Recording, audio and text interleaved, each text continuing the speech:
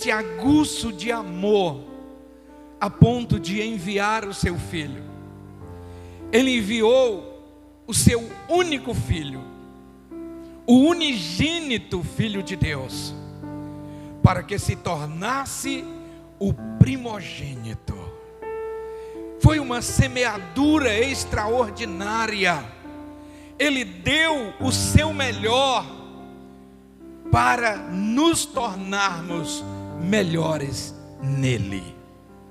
E aqui está o vinho que representa o sangue derramado para a remissão dos nossos pecados, como também o pão que representa o seu corpo. E Cristo, ele disse: aquele que vive em mim, por mim viverá. Comer deste pão significa dizer que nós estamos nos alimentando dele. E aqui nós,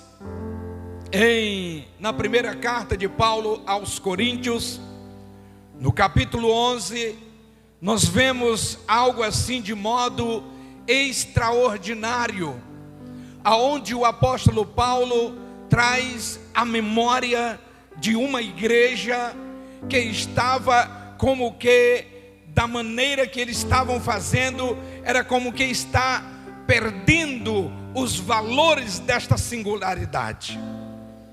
Ele agora diz para a igreja que ele ensinou o que ele mesmo recebeu do Senhor Jesus.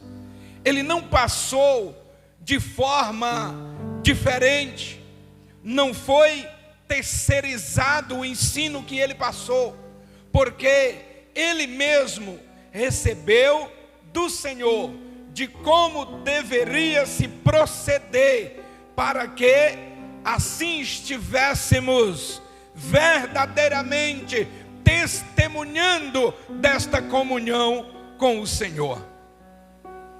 E não foi apenas este momento que a Bíblia apresenta a Santa Ceia. Não, em outras oportunidades, como em ato de comunhão, Atos dos Apóstolos, capítulo 2, e o versículo de número 42 em diante, diz que eles se reuniam.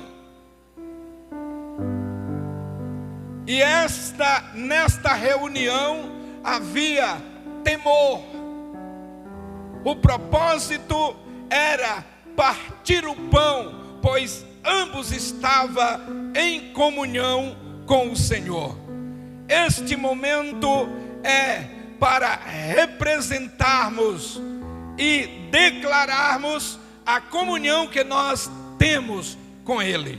Porque Paulo fala no versículo de número 28 do capítulo 11 que é necessário fazermos uma análise da nossa própria vida. Pois ele diz que examine-se, pois, o homem a si mesmo, e coma do pão e beba do vinho. Comer deste pão dignamente, após um exame, e encontrando-se digno de participar, ao comer do pão e ao beber do vinho, acontecerá não na nossa vida, apenas na nossa vida espiritual, mas também na nossa vida material. Porque primeiro a repercussão da comunhão entre os irmãos, a nossa consciência vai estar livre, porque nós estamos em comunhão uns com os outros. Isto é, participar dignamente. Participar ou estar de forma indigna é não estar em comunhão com os irmãos. E aí a gente precisa desse autoanálise, procurarmos em nós como nós estamos com a esposa, como estamos com os nossos filhos, como estamos com o nosso vizinho, com os nossos amigos, colega de trabalho, até mesmo com o seu pastor. E havendo a necessidade, pois examinando-se encontra alguma deficiência desta natureza, não é vergonhoso levantar-se do lugar aonde você está e ir aonde o seu irmão e pedir perdão para ele. Sendo que nesse pedido de perdão haja um compromisso, haja uma aliança para que não venha mais incorrer neste erro que cometeu. Se porventura se comportava de forma inadequada, como por exemplo em uma difamação, em uma desaprovação, que isto não aconteça mais. Acredite que todos que são lavados pelo sangue de Jesus, eles estão de certa forma buscando a cada dia a perfeição. Então a qualquer momento podemos errar, a qualquer momento podemos incorrer em algum erro, irmãos, e há guerras espirituais, que também traz uma deficiência para o momento de cercar a mesa e comer do pão e beber do vinho. Porque tem pessoas que não estão se achando dignas da comunhão com Cristo. Há pessoas que fazem uma autoanálise de si mesmo e deixam de comer do pão e beber do vinho, porque não estão se achando indigno, é impuro, é aquela pessoa que parece que não vai alcançar a perfeição. Esta perfeição, ela é concedida em Cristo Jesus. É necessário termos uma vida de intimidade com Ele. Falamos isto esta semana, na nossa semana de oração. A comunhão é necessário, porque se não estivermos em comunhão uns com os outros, nós estamos também negando a comunhão com Ele. Porque João diz que se você disser que ama a Deus, mas aborrece o seu irmão, você é mentiroso. Precisamos amar verdadeiramente como Ele nos amou.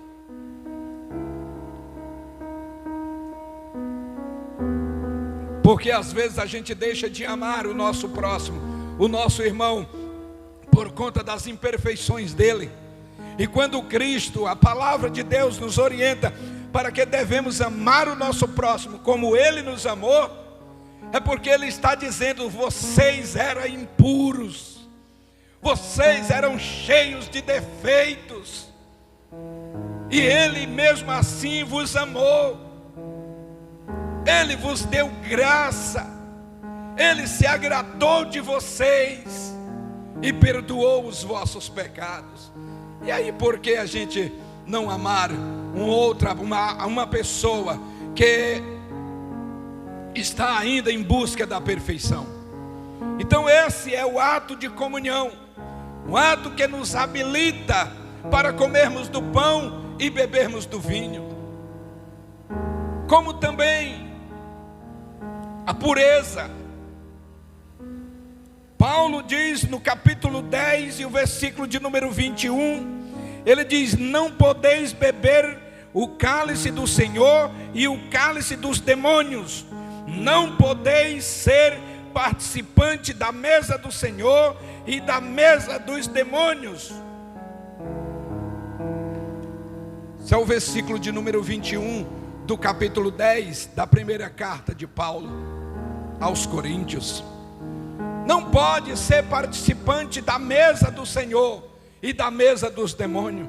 Não pode comungar desta natureza aqueles que ao cercar da mesa ele está presente, mas fora daqui está em outro ambiente. É participante de coisas que não são lícitas a um servo de Deus. Compatibiliza com coisas que a Bíblia o caracteriza como pecado. E às vezes a gente incorre nesses erros, porque queremos defender os nossos, queremos defender pessoas mais próximas de nós. E isto nós estamos perdendo o ato de pureza diante dele. Precisamos ter o entendimento dado pelo Espírito Santo das coisas que são espirituais, como também das coisas que são carnais. Certamente exercendo o ato da espiritualidade, os carnais não vão te compreender, porque a Bíblia mesmo já nos diz, Paulo escrevendo aos irmãos, ele diz assim: olha, o homem natural não entende as coisas espirituais. Por quê? Porque as coisas espirituais, elas se discernem espiritualmente. Hoje na escola bíblica dominical foi lido um texto de Atos dos Apóstolos, capítulo 2, aonde foi a descida ali do Espírito Santo no dia de Pentecoste. Diz que estava ali em Jerusalém homens de todas as nações debaixo do céu. Então gente de todo o mundo estava lá em Jerusalém. E quando os discípulos foram cheios do Espírito Santo, ali naquele cenáculo, diga-se de passagem, cerca de 120 pessoas. Sabe o que acontece? Chamou a atenção de toda a cidade, de todos os visitantes, de todos os turistas dali, que estavam ali. Aí eles se aglomeraram ali, aonde estava acontecendo aquele avivamento. Aqueles que foram verdadeiramente com propósito, procuraram saber o que estava acontecendo.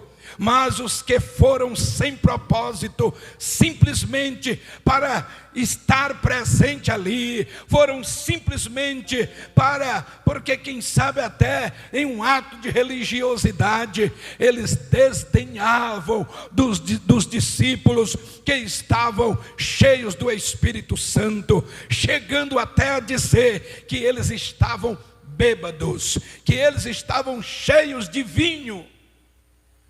Entende o que é estar em um ambiente como esse, com propósito? Estar num ambiente desse com propósito, você vai compreender cada hino que vai ser entoado. Você vai entender cada testemunho que vai ser dado, cada pregação que vai ser feita. Sabe por quê? Porque o Espírito Santo, ele está trazendo à tua memória as coisas espirituais e principalmente a necessidade de você estar envolvida nelas. Se você estiver fora, você deseja entrar, a ponto de vir aqui à frente, se arrepender e pedir para que ore por você. Isto é espiritualidade. Isto é pureza. Agora nós vemos em Atos dos Apóstolos, capítulo 20, e o versículo de número 7, diz que Paulo estava ministrando a palavra de Deus, era num domingo como esse. O texto diz lá que era o primeiro dia da semana. O primeiro dia da semana é o domingo. E eles estavam ali reunidos para celebrar uma ceia. Diz o texto que eles estavam ali naquele cenáculo, era no terceiro pavimento, para celebrar a ceia do Senhor. E ali estava, diz o texto também, que o ambiente estava envolvido com muitas luzes. Muitas luzes. Mas tinha um jovem por nome Eutico. Eutico se posicionou em uma janela, aonde ele tinha acesso para olhar para a cidade. Tinha muitas luzes dentro do ambiente, mas a cidade estava escura. Mas Eudes estava participando do ambiente que estava cheio de luz, e também estava contemplando o ambiente que estava em trevas. Eis o grande risco de participar destas duas funções, porque não está nenhuma e nem na outra. Deixa eu dizer, Eudes estava ali na janela. Caiu sobre ele um sono. E ele caiu para o lado de fora. Deixa eu dizer uma coisa a vocês.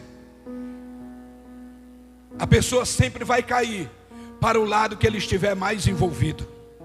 Ele estava mais admirando o lado das trevas, porque se ele tivesse caído para o lado da luz, ele não teria morrido, porque a queda tinha sido muito baixa. Ele tinha com certeza apenas se despertado e se posicionado de pé, mas ele caiu para o lado que ele estava mais ligado, irmãos, para o lado que ele estava mais voltado. Veja, a ciência pode até explicar isso, a questão do peso, para onde estava. A tendência dele estava maior para o lado de fora. Foi para ali que ele caiu. E quando eu digo que aqueles que vêm com propósito entendem, porém aqueles que vêm simplesmente para curiar o ambiente, ou para mesmo estar ali porque ele é filho de crente, ou ele é crente, mas vai sem propósito. Não se admire dizer isso, que quem vem sem propósito, ele só sai criticando. Quem vem sem propósito não consegue se ligar inteiramente no que está acontecendo aqui dentro do ambiente. Quem vem sem propósito, ele não deixa de olhar para o seu celular. Ele não deixa até mesmo de ver algumas mensagens e escrever outras. Dentro do culto, é porque vem sem propósito. Vem sem propósito. Mas quem vem com propósito, ele se liga nos céus, e a glória de Deus se manifesta, porque é você que traz os céus aqui. É você que traz os céus aqui. Então, para qual lado você está mais tendente? Para o lado de fora ou para o lado de dentro? Se cair para o lado de fora, vai morrer. Se cair para o lado de fora, vai perder a visão dos céus. Se cair para o lado de fora, vai perder a sensibilidade do Espírito Santo. O Espírito Santo vai estar falando e ele não vai estar atentando. Há pessoas que se atrevem a meter a mão no prato, comer do pão e beber do vinho de forma ilícita. Não faça isso, porque não é esse o propósito desta mesa. O propósito desta mesa não é de exclusão, mas de inclusão. Por isso que é necessário fazermos uma análise. A recomendação é que nos examinemos a nós mesmos, e aí comamos do pão e bebamos do vinho. É esse o propósito. Há também um outro ponto, que é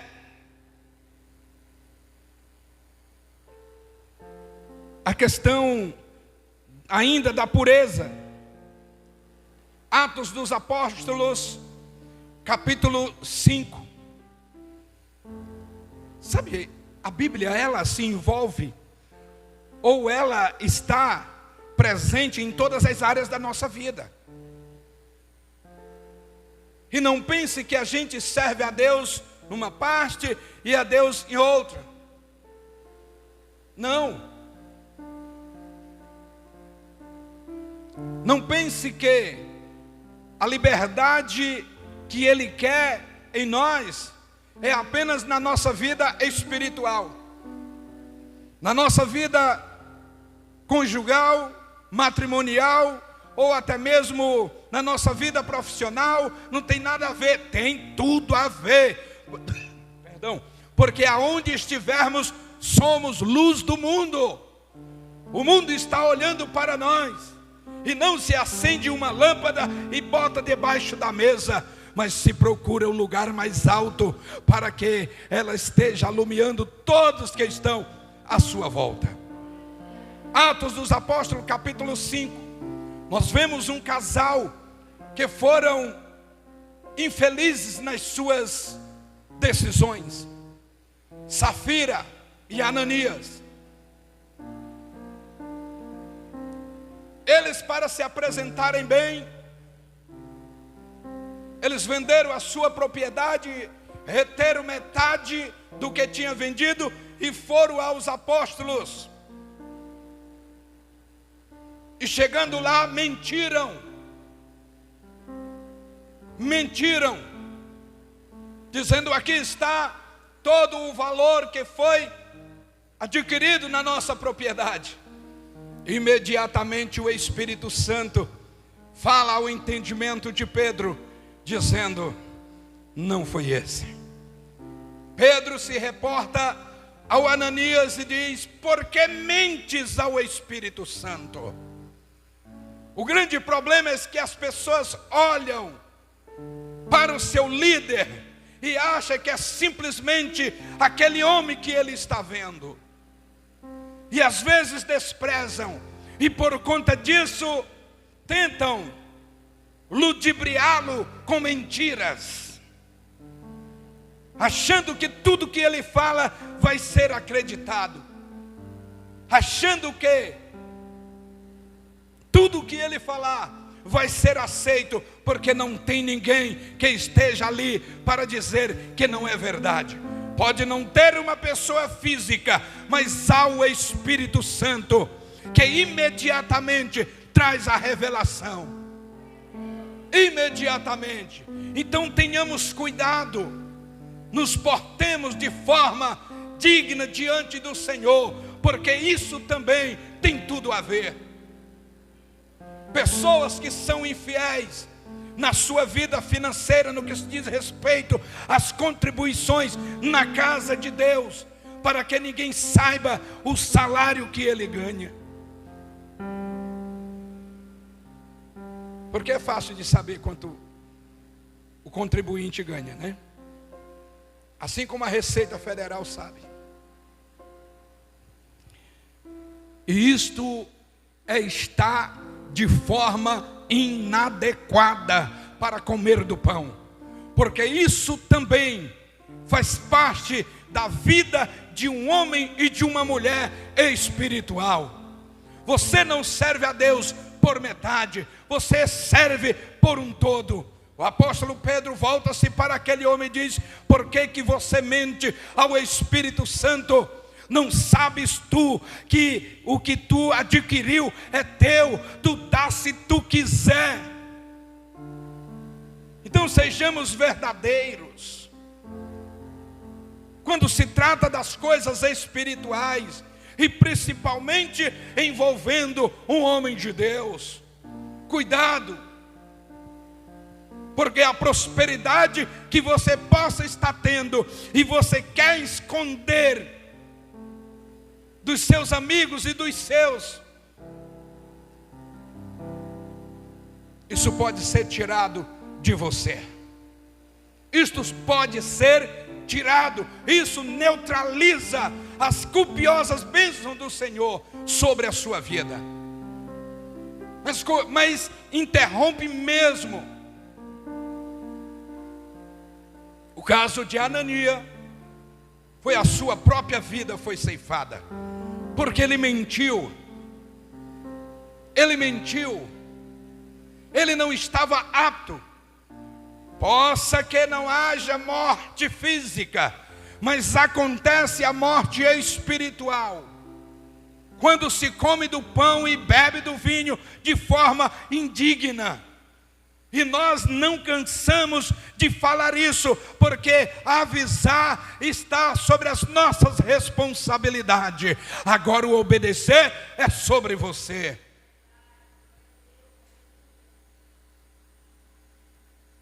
Jesus já disse, deixou de sobreaviso. Ele disse: olha, se vocês forem fiel no pouco, sobre o muito eu vos colocarei.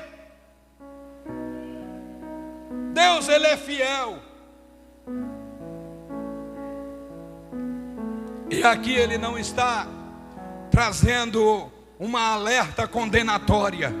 Não, Ele está trazendo, através dessa ministração, um momento de oportunidade para uma aliança com Ele. Dizer: Senhor, até aqui eu errei, até aqui eu fiz de forma inadequada, mas eu entendi que o Espírito Santo está falando comigo. Eu entendi que o Espírito Santo tem se preocupado comigo, porque não é a única vez que Ele tem falado. Eu quero fazer esta aliança contigo diante do povo, do teu povo, como testemunho. Ele disse que aquele que Ele confessar perante os homens, Ele confessará diante do Pai e diante dos santos anjos. Essa é a proposta para uma vida em abundância na presença dEle. Há alguém que possa dizer: irmão, mas eu sou fiel nas minhas contribuições e não tenho visto tanta prosperidade. Ei, irmão, vamos agora aqui pelo caminho da consciência. Como está a tua consciência em relação ao teu relacionamento com Deus? Você é fiel? Sou fiel.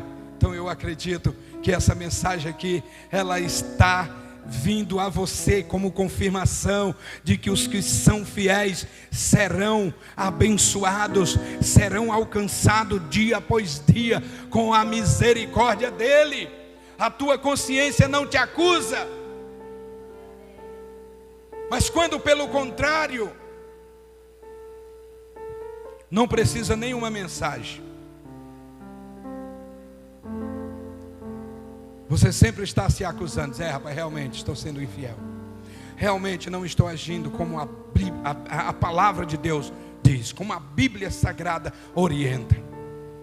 Então todos esses pontos, eles são extraordinários para uma vida de comunhão com o Senhor. Então, gente, em nome de Jesus, que nós possamos viver em paz com Ele, porque a recomendação da palavra de Deus é que tenhamos paz uns com os outros e com o Senhor. A santificação,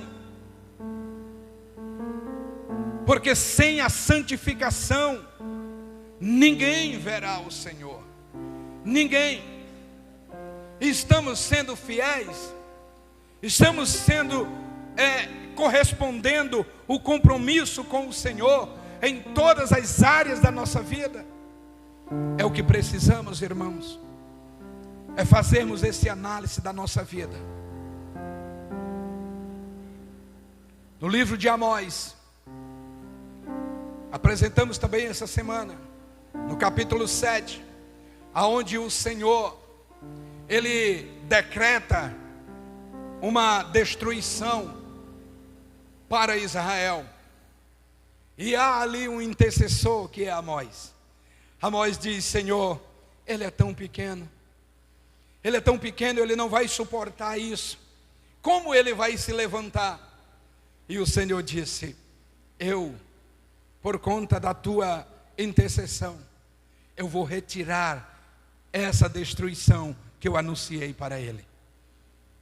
Então, em nome de Jesus, o que nós estamos fazendo como atalaias do Senhor é para que não haja destruição sobre a sua vida, destruição sobre o teu casamento, seja o casamento já existente, aquele que você já está casado, e seja também aquele casamento que ainda virá, você que é jovem, porque é de agora, começa agora no presente. Moça, você quer um bom esposo? Seja uma boa filha, obediente, temente a Deus. Jovem, você quer uma boa esposa? Seja um bom filho, que honre aos seus pais, se dedique às coisas de Deus.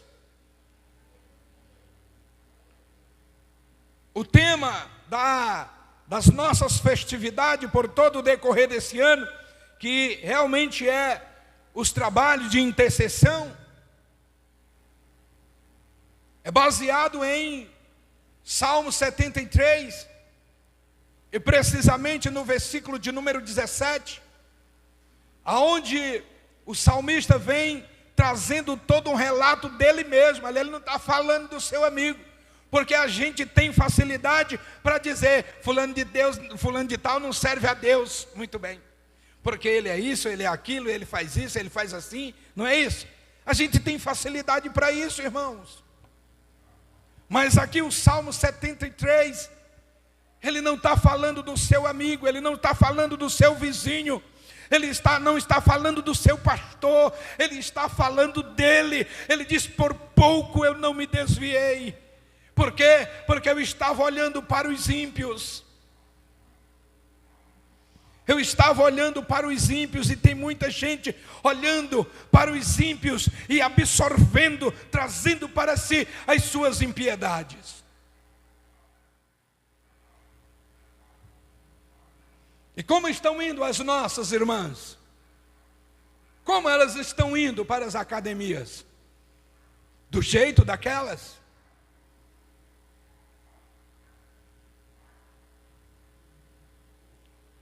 As redes sociais estão aí. Os ímpios exploram ela a todo vapor naquilo que não presta. E não é de se admirar que pessoas também vêm dessa qualidade, elas vêm mostrar as imoralidades que está lá para um servo de Deus. E muitos servos de Deus estão se deixando levar por isso e se envolvendo com as imundícies de lá. Precisamos ter cuidado, porque não é só comunhão com os irmãos, a ausência de comunhão com os irmãos que vai te tornar indigno de comer do pão e beber do vinho. O teu comportamento diante das redes sociais, o que ela te oferece, elas também pode denunciar o teu caráter. Eutico estava dividido, sentado numa janela, participando de um culto, mas com a visão nas trevas, e foi para lá que ele caiu.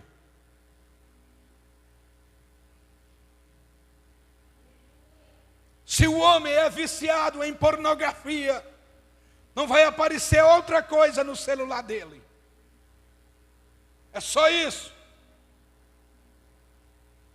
Se é viciado nos jogos, é isso que ele vai buscar, é mudar de fase, é crescer, é pular, é fazer.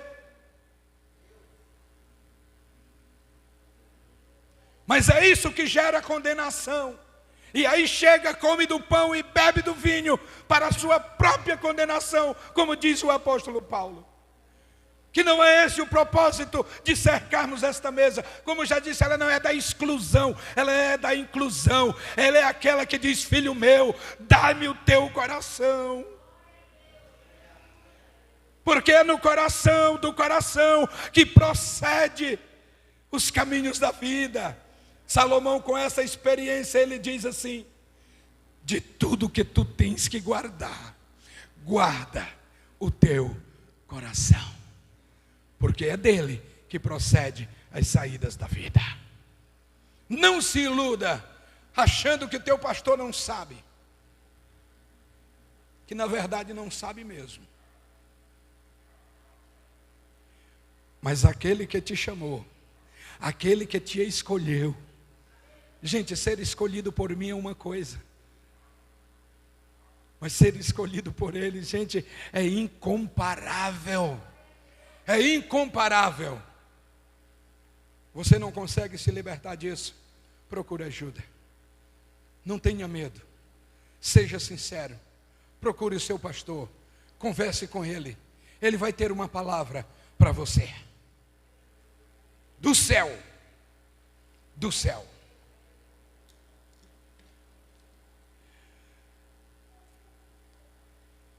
Sabe aquele hino que diz: eu sei que tu és a cura? Vocês sabem quem é o autor daquele hino?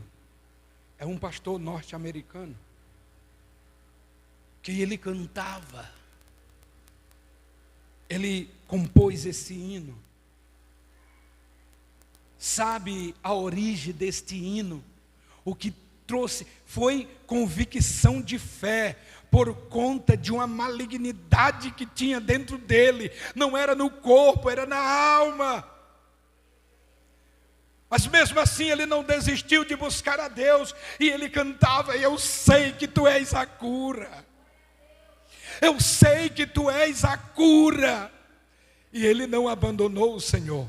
Se não me falha a memória, se alguém conhece a história, parece-me que foi 20 anos que ele lutou contra isso, mas não abandonou o Senhor. Ele ainda fez esse hino, cantando, declarando que ele cria, que o Senhor era a cura. Por isso, ele venceu.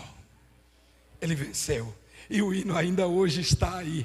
Pode cantar aquele hino com muita convicção. Ele foi feito num ambiente de guerra. Mas não foi o ambiente de guerra que neutralizou as forças dele acreditar que o Senhor é a cura. Então, para você que acredita que Ele é a cura, curve a sua cabeça agora, busque essa cura nele, a cura da tua alma. A alma está dilacerada, a alma está como que abatida, mas o Espírito está dizendo: não desista, não desanime, continue crendo. Ele está pleiteando a tua causa, Ele te dará força para você vencer. Curve a sua cabeça e faça esta oração agora. Clame ao Senhor, diga: Senhor, cura a minha alma. Eu não posso mais continuar assim. Eu não posso mais continuar comendo do pão e bebendo do vinho de forma ilícita. Mas neste momento eu faço uma aliança contigo. Senhor, eu quero vencer. Por isso eu luto. Porque eu sei que Tu és a cura. Mas em busca dessa cura, comece a abrir mão daquilo que rouba o tempo de você ter intimidade com o Senhor, daquilo que rouba o tempo de você meditar na palavra de Deus, daquilo que na verdade até já tem norteado no teu coração, na tua mente, que você já sabe de tudo, não precisa mais de se dedicar ao estudo da palavra, à oração. Não, eu peço em nome de Jesus que o Senhor esteja derramando sobre a tua vida agora uma unção sobrenatural, porque você crê que Ele é a cura, e a cura está acontecendo agora. A tua alma está sendo liberta pelo poder que há no nome de Jesus. Em nome de Jesus, em nome de Jesus. Amém, Jesus.